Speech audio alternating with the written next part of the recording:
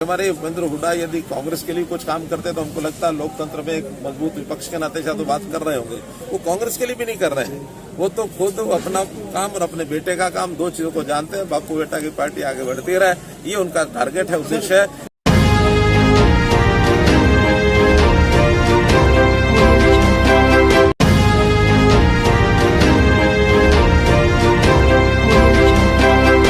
मुख्यमंत्री मनोहर लाल ने पूर्व मुख्यमंत्री भूपेंद्र हुड्डा के लिए सीधे राजनीतिक तीर चलाकर चुनावी आक्रमण की शुरुआत कर दी है। सीएम मनोहर लाल ने यहां तक कह दिया कि भूपेंद्र हुड्डा कांग्रेस के लिए कुछ भी नहीं कर रहे हैं। अगर वे कांग्रेस के लिए कुछ काम करते तो लगता कि लोकतंत्र में मजबूत विपक्ष के नाते कुछ बात कर रहे होंगे। वो कांग्रेस के लिए कुछ भी नहीं कर रहे तो अपने और अपने बेटे के काम ही जानते हैं।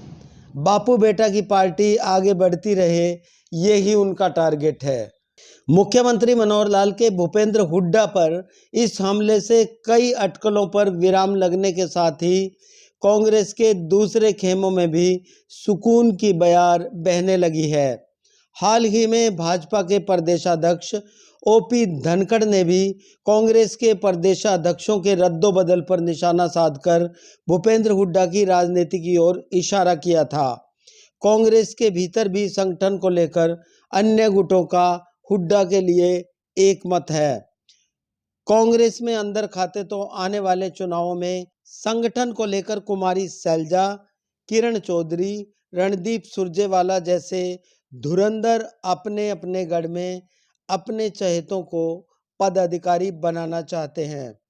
ऐसे में संगठन में देरी को इसी नजरिए से देखा जा रहा है।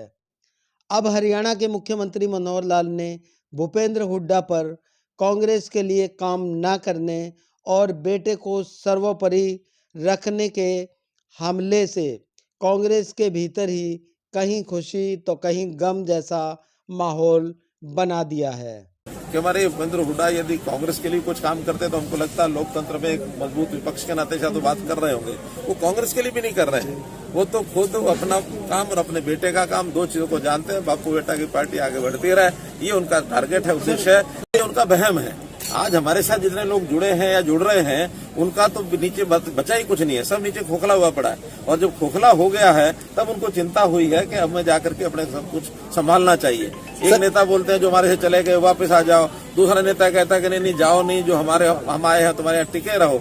जितना जन समर्थन हमारे पास चाहे पिछले चुनाव में मिला है, चाहे इस चुनाव में मिलने वाला है, इस बौखलाहट के कारण ये सब बातें कह रहे हैं। लेकिन हम आपको बता रहे हैं कि हमने पिछले 8-8.5 साल के अंदर और केंद्र की 9 साल की सरकार के अंदर जो भी चीजें, जो उपलब्धियां जनता को दी हैं, जनता उसमें ओवरवेलमिंग जिसको कहना चाहिए एंथुसिज्म में है। और उस एंथुसिज्म के कारण से अब जब वो हिलता नजर आता है, फिर उनका गणित भी गड़बड़ होता है। तरह तरह की गणित में उल्टी सीधी भाषा बोलते हैं, कभी ऋण की बात करते हैं, कभी बजट की बात करते हैं। है उस खींच मिटाने के लिए वो बोलते हैं, और खींच कोई मिटाए तो मेरे बस में नहीं है। आखिर उन्होंने यात्राएं की है तो हमने कोई कमेंट थोड़ा किया है। लोकतंत्र में हमको मालूम है कि 5 साल का ये कार्यकाल होता है, और 5 साल के कार्यकाल में अगर वो कहें कि हम तो फील्ड में निकलेंगे और ये सामने वाले हाथ पर हाथ रख के बैठे रहे, तो आपको लगता है कि भी सारी पार्टियां हाथ पर हाथ रख के बैठेंगी?